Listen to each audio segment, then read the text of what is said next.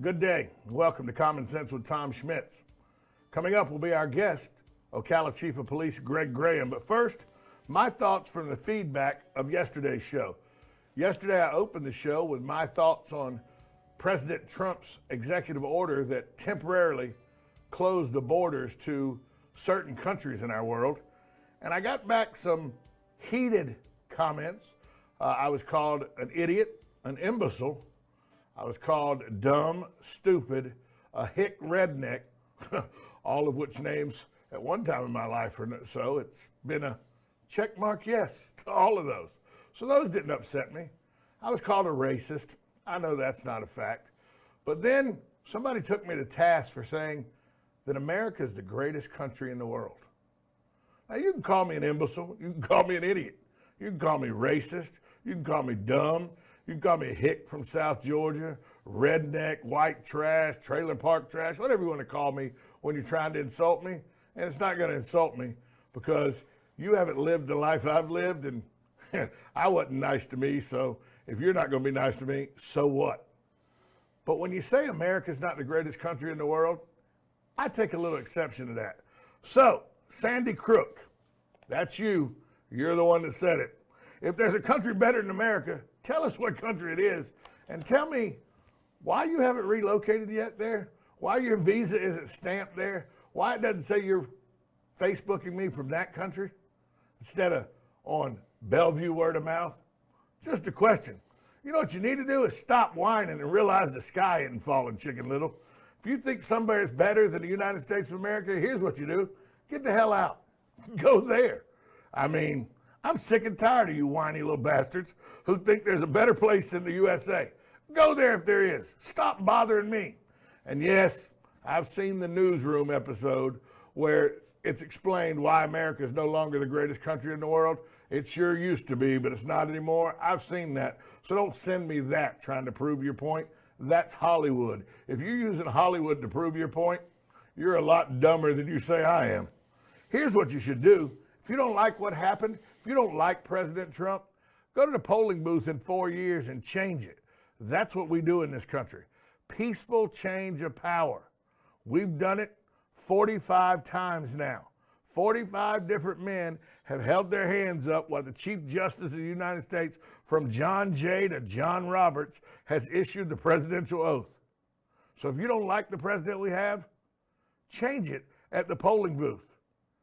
That's why we do it every 4 years. Peace, a peaceful change. Wow, what a concept. Oh, wait. Or should we car bomb and suicide bomb our way to power? That's what they're doing in those countries that have been banned from coming into this country. But even that, I want you to go back and watch the videotape from 9/11, and I want you to watch as hundreds of Americans, that's right, Americans jump to their death from 100+ stories, and then tell me about how unjust and inhumane we nasty, mean Americans are. Sandy Crook, what you need to do is get a life. That's just my thoughts from yesterday. Now, While You Were Sleeping. While You Were Sleeping is brought to you by the Riley Arts Center of Ocala, the premier performing arts center in our area with concerts, dance events, and comedy events. The Riley has something for everyone. You can find them on the web with the most up-to-date calendar of events at RileyArtCenter.com. Most Ocala residents recycle some waste products.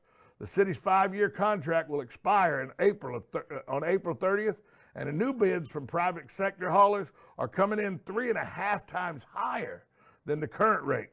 Some city council members say they can hold their noses no longer. The program must be rethought. Mary Sue Rich said, I thought one day it would pay for itself and save money. I see the potential new cost. We'll have to consider as a council to stop the program or modify it.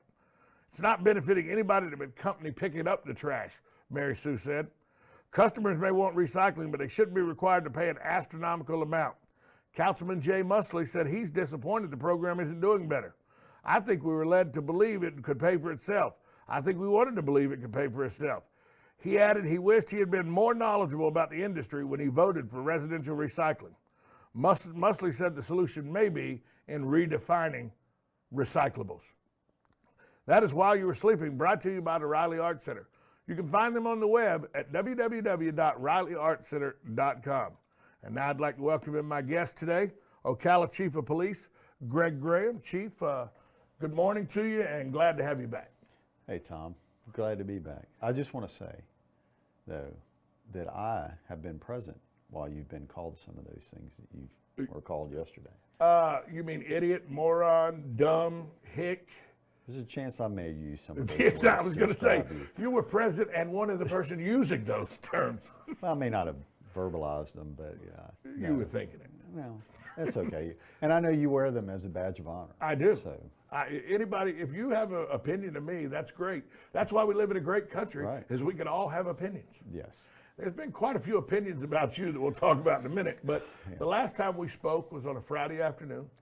Asked the yes, cops on the Voice of Ocala, WOCA, on the radio station we used to be on. Yeah. And as we left the show, we went off the air, you looked at my partner, Buddy Martin, and myself and said, fellas, you're fixing to hear some things in the next hour or so that are going to change how things are going in the city for a while. Right. And as we know, later that day, some complaints were made public about you that were found to be unfounded. Yes. The city council has since reinstated you after you took a voluntary leave of absence. Yes. City council reinstated you, voted against suspending you, doing any more kind of discipline towards you.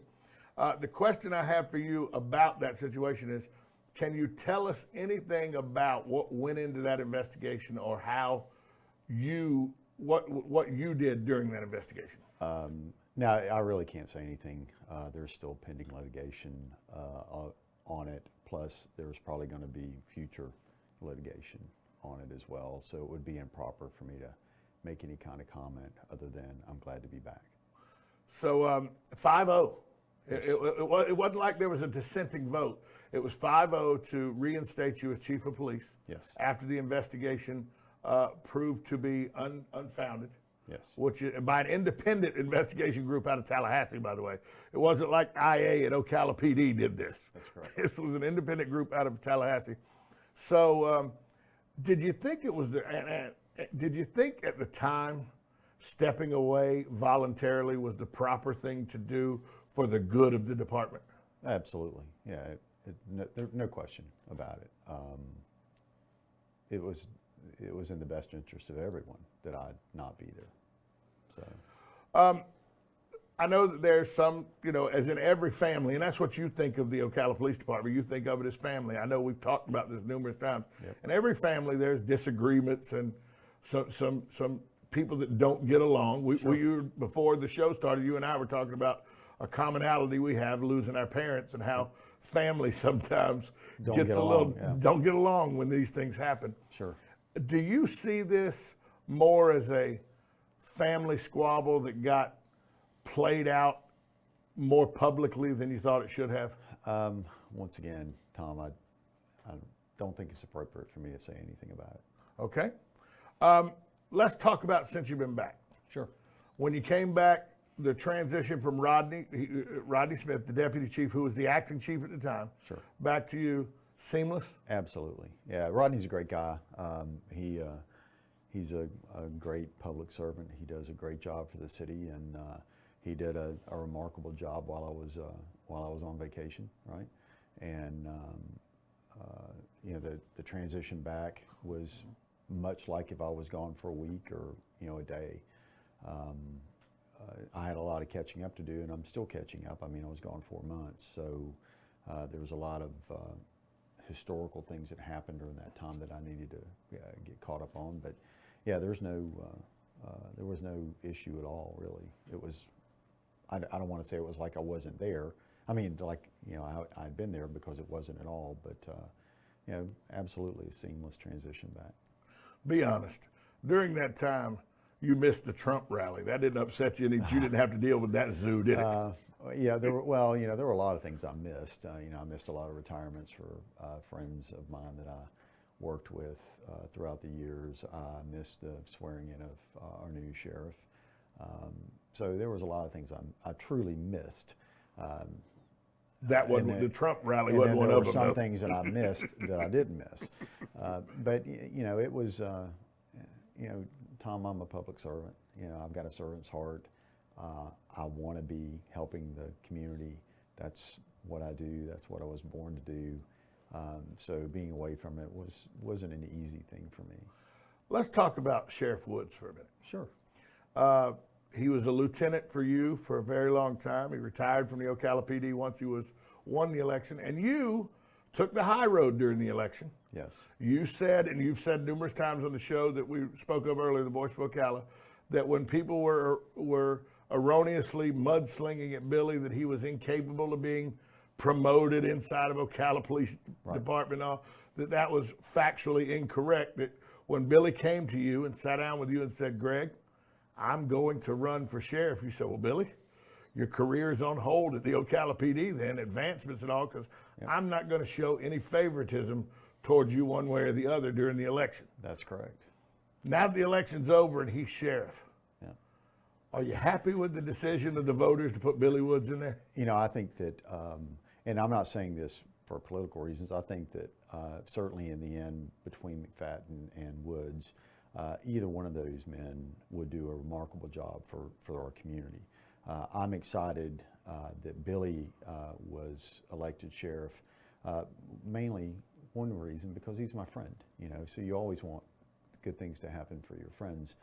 And the relationship that I have with Billy, I think is closer than the relationship that I have with Dennis. Not to say that my relationship with Dennis isn't close, it is. We worked together over the years. I always had a great deal of respect for Dennis, and still do. I think he's a great, honorable man. But you know, Billy's, you know, I've worked with Billy for 26 years. So, you know, we got to know each other very well. So, you know, it's not, you know, the chief calling the sheriff asking for anything, or the sheriff calling the chief asking for something. It's Greg calling Billy, or Billy calling Greg. So I think the community is going to see, you know, a lot more cooperation between the two organizations, because, you know, typically law enforcement agencies, especially the higher up, you know, the CEOs, they usually clash heads with other people, with other CEOs. In this situation, you're not going to see that at all. When some people hear, though, it's not the sheriff calling the chief or the chief calling the sheriff, it's Billy calling Greg, Greg calling Billy. Yeah. Some people say, well, of course it is, because that's the good old boy system in Ocala. That's the good old boy system in Marion County. When you hear that kind of comment, because, by the way, during your hiatus for 5 months while you were gone, a lot of times it was said, ain't nothing going to happen to him. It's the good old boy system. They'll take it. Is the good old boy system still an actual system, or is that something people use as an argument when they don't get their way to justify why they don't think things went their way?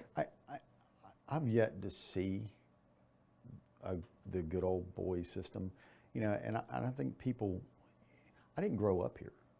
You know, I'm from Gainesville. Melrose, actually, is where I'm from. I got hired here in '83. I was 20 years old. I didn't know a soul. I don't have any family here, or didn't have any family here before 1983. Of course, I've raised my family here. So I've yet to be introduced to this good old boy system, or to anybody that's allegedly in it. It dumbfounds me that people say it, because if it exists, I'm not aware of it. If I'm part of it, I'm all the things they say about you, you know, I'm clueless. Yeah, you know, I do think sometimes people just don't like to accept things, you know, they don't like to accept the fact that, you know, Billy started his job at Ocala PD, you know, 26 years ago, and worked hard, did everything he could for this community, everything he could to make that department better, everything he could to make himself better, and worked throughout his career to earn everything he got. People don't want to hear that, right? They want to think, well, you got this, or somebody helped you with that, and that's just not the way it is. You're rewarded for hard work, and that's exactly what Billy was, why I think Billy got elected sheriff, is because he worked hard. And I don't think anybody outworked him on the campaign trail. No. You know, I mean, that guy was out every night. I seen Billy at large gatherings, and I saw Billy where there were 6, 7 people in the room. So, yeah, I think that people don't want, I don't think people don't want to others credit for hard work. You know, it's like whether or not you worked hard, you've got, you know, a good old boy system, or your family's this, or you know, you're friends with this person. You know, it's the same thing they say about me. Well, I got friends everywhere. Well, yeah, I do, but that's because I've treated people right over my 34-year career. And when people, you know, my rules: do the right thing, find ways to say yes, treat everyone with respect, ask forgiveness instead of permission, and have fun. Those rules I've applied my entire life. So when people ask me to help them, I help them. And as a result, you know, they're happy with me because of that. Let's talk about the relationship now is going to be a good one, it seems, with you and Sheriff Woods, because you do know each other. Like you said, it's Billy and Greg, Greg and Billy. Yeah. It's fair to say the relationship with the past leadership at the sheriff's office was a little icy at times. Is that a fair assessment to say? With the leadership, not the men and women, but the leadership at the sheriff's office. You know, prior leaders at the sheriff's office, I got along with for the most part, and you know, I never imparted any you know, personal feelings toward anyone in a professional decision. I don't think that's fair to do. But you know, I worked with the former sheriff for years and years, worked cases with him, not many cases, but worked some cases with him. Always liked him, had some respect for him, but I saw things that were being done that I wasn't comfortable with. So yeah, I kind of distanced myself from that because of that. But once again, you know, far be it from me to impart some, you know, screwed up personal belief on a professional decision. Is it necessary for the heads of the Ocala Police Department and the heads of the Sheriff's Department to have a close relationship for the two departments to function in unison together? Or is that just an overrated thought? People think, well, if the chief and the sheriff aren't getting along, the departments aren't getting along. No. Is that a falsehood, or is that an accurate statement? It really is a falsehood. I mean, my impact on on the Ocala Police Department, you know, overall, yes, I'm the guy that's responsible for everything and the guy that everything gets blamed on. But you know, the day-to-day operation, you know, that officer going out, working that call for service, and his or her interaction with another law enforcement agency really has very little to do with me and whether or not I get along with that other CEO. Because if you think about it, we work with all kinds of different agencies. We work the prisons, probation, the county, the state, feds, and I don't have relationships with all of those people, you know. So in some of those instances where we're working with agencies from out of state, they'll call us and go, hey, we need help finding a fugitive. I don't even know who the CEO is. So having that relationship isn't that important. It's the relationship and the attitude of the officers of, you know, finding a way to say yes and doing the right thing and helping when they're supposed to, having that servant's heart. When somebody calls and says, hey, I need this, you go out of your way to help them. And it really doesn't matter how well the CEOs get along. In fact, I've seen agencies where the CEOs truly despise each other. Now that doesn't, I don't despise anyone, but I've seen it where that's the case, where the men and women that actually do the work, you know, get along great, and they're able to serve the community and do all kinds of wonderful things. So yeah, I mean, I don't think it's a necessity to answer your question. It's a long answer, right? I don't think it's a necessity. It helps, but it's certainly not a necessity that the CEOs get along. Let's talk about relationships for a minute. You've always had an open door policy at the police department. Yes. For your family of the men and women in uniform. I do. Is that policy, even though the trials and tribulations that you've been through over the past 4 or 5 months, is that policy still one that Greg Graham adheres to? Is your door open to every man and woman that is under your guidance at the police department? Absolutely. I can't change who I am. You know, I can't. And you know, the most important people to me are the men and women of that organization, sworn and non-sworn. It doesn't matter. They're the most important people to me outside of my family. They clearly are. In fact, the rule with the nice lady that takes care of me and does my scheduling and everything is, no matter what I'm doing, If one of the people within that organization needs to see me, she is to interrupt whatever it is so that I can speak to them and see what they need, because they're the most important people. So yeah, no, that's not going to change. I can't change who I am.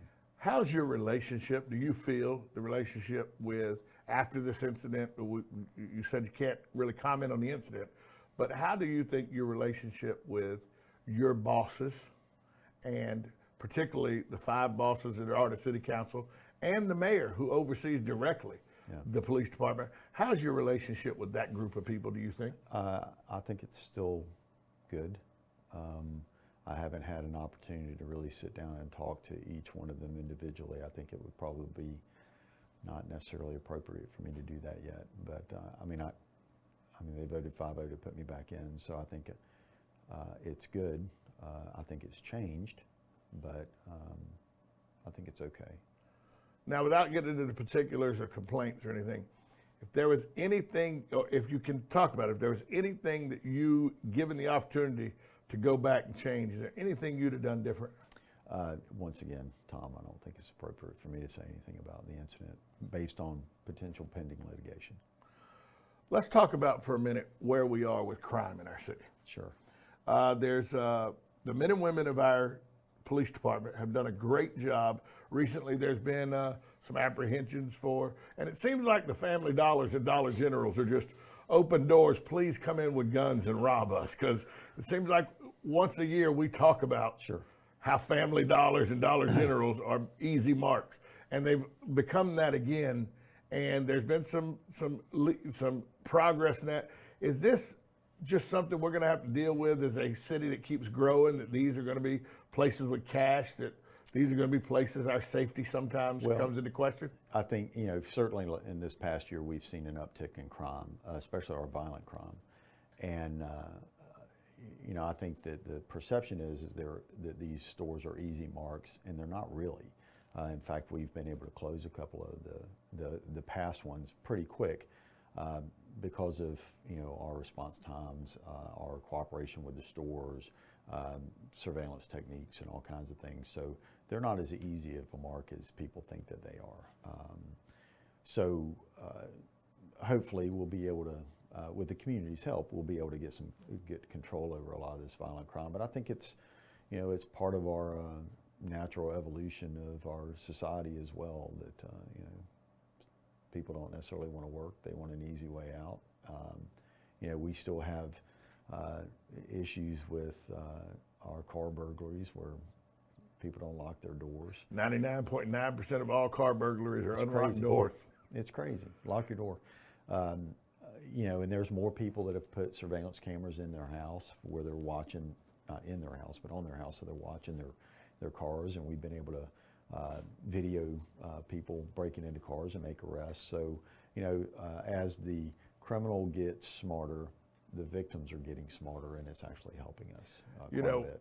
There was a after-hours event that is done around town, and it was at a local business here in town, and I went, and I thought, just to check, I said, I'm gonna check the 6 cars parked right around me. Right. To see how many, and I knew 4 of the cars who they were owned by. Sure. The 2 cars I didn't know who they were owned by were locked. All 4 cars that I knew the people they were owned by, unlocked. All 4 of them unlocked, 5 o'clock in the afternoon. And I went to all 4 people and said, and they were like, yeah, but it's in this parking lot. We're all here. It's not that big a deal. That's exactly what criminals hope you think. Well, exactly. Or or people are going to the parks, and they're leaving their cars unlocked, or they're leaving their purses, or I can see my car while I'm walking on the trail. It only takes, if you watch, and we've got video of some of these burglaries, and if you watch them, they're in and out of the cars in a couple of seconds. So it's not like, if you look down at your watch or you look down at your phone or at something, somebody can break into your car and get, whatever it is, and pretty fast. So it takes minimal effort to lock your door. Any update on a different subject that you're embroiled with? Any update on how your prayer vigil, how that's setting? Because you're such a you and the mayor are such terrible people because you went to a prayer vigil. Any update on where that is right now? So yeah, it's still pending. Everything's pending with you Well, right now. it's because it's filed federally, it's pending, and I don't think a lot of people know this, or they don't realize that the law firm that's actually representing the city and representing me and the mayor, they're doing it for free. They're not charging us. So it's not costing the taxpayers $130,000 plus dollars? No. Well, whatever the city attorney has to do, with the case. For those that don't know, the $130,000 plus dollars that I'm talking about taxpayers is what we just endured as taxpayers for a 4.5 month investigation into the chief. But yeah, it's pending. I'm not sure exactly where it's at. There's depositions have been taken, but outside of that, I'm not sure where it is. Let's talk about something we've seen on the news recently. We've seen a lot of protest over the new president and his policies and his executive orders. There was a group of people that protested right here in Ocala. They came together, and God loved the United States of America for giving us the right to peacefully assemble and talk about our distaste for our people that are in charge. But a lot of people are saying that a lot of the moves the president is making is now making us an open target again for terrorists, which I don't agree with that. I think we've always been an open target for terrorists. Yeah. But with the way that the recent executive order for a ban on immigrants coming in, has there been any kind of communications between you, and I know you the police department works with the sheriff's department, and the state FDLE and the FBI and Homeland Security? There's a task force that you got a person on from you. Has there been anything over the past week or so that's come down the pike that says, hey, your awareness needs to be up, or is awareness in this day and age always up? Yeah, our awareness is always up. There's been no specific credible threat, certainly to our community. It's funny you say, you mentioned the protest, the peaceful protest we had downtown this past weekend, or whenever, it was this past weekend. We actually got a really nice letter written to the editor about the officers that were down there monitoring and making sure everybody was safe, about how professional they were, which, makes me beam with pride that, the country we live in, and certainly the community we live in, people can gather on the downtown square, protest whatever they want. We've got officers that are there to make sure that, two things. One, that they're peacefully protesting and not causing a problem. And secondly, that there aren't people that show up that put them in danger for protesting. So the officers are just kind of being there, being neutral. But even the protesters are saying, hey, your officers are great. They did a great job. They were professional. And, and I think that that's a trend we're starting to see. They just did a poll that we got the results of it the other day that law enforcement, what do you call it? Help me with this. Approval rating for law enforcement actually going up amongst all age groups and male, female, and all demographics, age everything. Groups. And we see it certainly in our community. I mean, I don't know how many times people have bought me stuff. When you're in a drive-through, somebody buy you something, or I had a guy walk up to me one day and hand me a gift card. And we've got officers that the same thing happen, or where people buy them lunch or dinner or give them things, or like yesterday we had a dozen pizzas delivered to the police department. People deliver donuts. Go ahead and make your joke. I got plenty for that comment, but I'll just let it go. But this community actually treats our law enforcement officers wonderfully, and it's good to hear because over the country, over the world, you've got officers that are being ambushed, shot, killed, just for doing their job, just for being there doing their job. When the vast majority of our officers are outstanding public servants, they don't deserve the rap that they've been getting over the last 8 years. Question that probably will lead us back to an area that you have said you can't talk about right now, but this may. Last week, the sheriff decided to take away the ability to be deputized in the county of two of your officers, Yes. Sergeant Erica Hay and Casey Walsh. He cited that as a sheriff, he didn't think that that they upheld what he wanted as deputies in his county. Will that deputization? First off, people say, "Did you have any say in that or anything?" Can you publicly say that Greg Graham was not consulted on that a bit? That's a sheriff's decision. It has no impact on the police department. It has no impact on their employment at the police department or their assignments at the police department, because it's not a requirement of their job or their positions to be deputies. So, you know, that's a decision the sheriff made. It has nothing to do with me, and it has no, you know, She's still Sergeant Erica Hay, and Casey Walsh still has all her ability to operate as an Ocala police officer within the confines of the city of Ocala, regardless of what Billy Woods did. That's correct. It has. There's no impact on us. You know, so I'm not going to get much else out of you today. Well, no, I mean, it really had no. You know, I had no say in it. I had nothing to do with it, and it has no impact on us at all. Last question for Chief of Police Greg Graham: in the 4.5 months that you were on paid leave, was there ever a time personally that Greg Graham says, you know, maybe retirement's not a bad option? Certainly watching my dad go through what he went through. There were times when I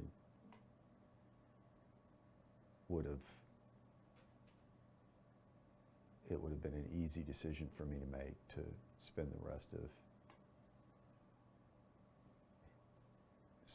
spend as much time with him for the rest of his life, which ended up happening. But yeah, watching him go through what he went through was brutal. Now, citizen Greg Graham, not police chief Greg Graham, but citizen Greg Graham, is there any desire to go get his name back? Go get it. Go after some of the people who publicly tried to shame the name Greg Graham? Once again, Tom, I'm not going to be able to make any comment on that. Well, I tried. Hey, Chief, thanks for stopping by and talking to us. We need to do this cop talk thing regularly, just like we used to do, because I think it's something to the community. You always said transparency and communication with the community is the best way to police. Absolutely. No, I love doing this. I'm more than happy to be back. I'll see you every time in then. All right, bud. Have a good day. Greg Graham, Chief of Police. And now to this day in history. This day in history is brought to you by KT Entertainment. If you have a wedding reception, a birthday party, or any private function where you have a need for musical entertainment, call KT Entertainment. You can reach them at 352-512-2611, or you can find them on the web at ktforfun.com. That's kt4.com, or on Facebook at KT Entertainment. On this day in history in 1865, a very, very important day in the history of our country, the U.S. House of Representatives approves a constitutional amendment abolishing the institution of slavery. That happened on this day in history in 1865, and that was brought to you by KT Entertainment. Find them on the web at ktforfun.com or on Facebook at KT Entertainment. For Chief Greg Graham of the Ocala Police Department, and for Ryan Mace behind the scenes pushing all the right buttons, I'm Tom Schmitz. Have a great day, everyone.